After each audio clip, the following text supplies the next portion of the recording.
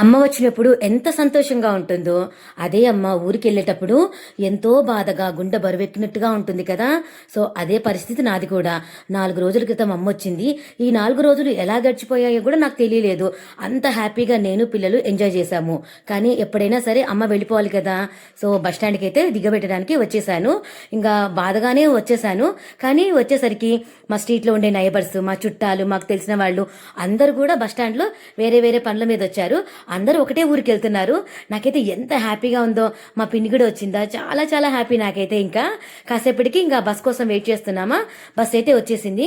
అందరికంటే first bus ఎక్కేసి, అందరి కోసం జాగ్రత్తగా సీట్లయితే తీసిపెట్టి, అందరూ ఎక్కిన తర్వాత అమ్మని జాగ్రత్తగా కూర్చోబెట్టి, ఇంక నేనైతే మా అమ్మకు సెండ్ ఆఫ్ ఇచ్చాను.